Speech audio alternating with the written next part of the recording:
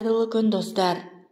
Бүгін адам организмінде бірде-бір функция бекер орындалмайтындығы және есінеу, ықылық ату, түшкіру бір қарағанда адамға керексіз әрі әдепсіз іс-әрекеттер болып көрінгенімен, олардың да өз атқаратын қызметтері бар. Мысалы, бір-бірімізге саулық тілететін түшкірудің ағзаға пайдасы мол екен. Ендеше қарапайым әрекеттің қарапайым ережелерімен бөлісіп кететін боламын. Менімен бірге болып, видеоны соңына дейін көріп, каналға тіркеліп, қолдай кетіңіз. Біз неге түшкіреміз? Адам ағзасы бөтен затты қабылдай бермейді. Сондықтан оны сыртқа шығаруға тырысады. Мысалы, организмге түскен микроб пен бактериялар сыртқа дәл осы түшкіру кезінде шығады.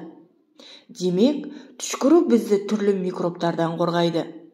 Біле білсеңіздер, бір түшкіргенде ағзадан миллиондаған микробтардан құралған 10 мыңға жуық микроскоптикалық тамшылар шығады. Дұрыс түшкіру үйренейік. Түшкірудің өз міндеттері болғандықтан, оны дұрыс орындау маңызды. Адам түшкірген кезде дем шығаратын бұлшықеттері жиырылып, өкпедегі ауа күшпен мұрын арқылы әсер еткен затты сыртқа шығарады.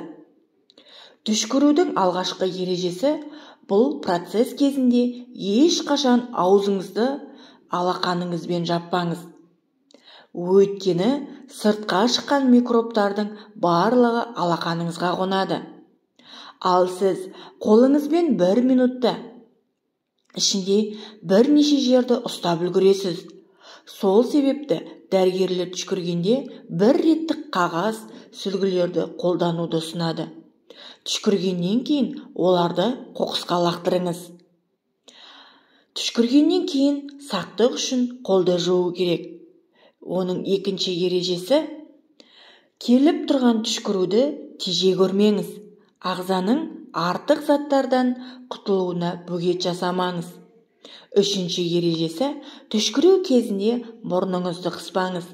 Дем алатын мүшедегі шырышты қабықтарды да микробтар мен бактериялар болады. Егер мұрныңызды жауып қалатын болсаңыз, олар сыртқа шықпайды.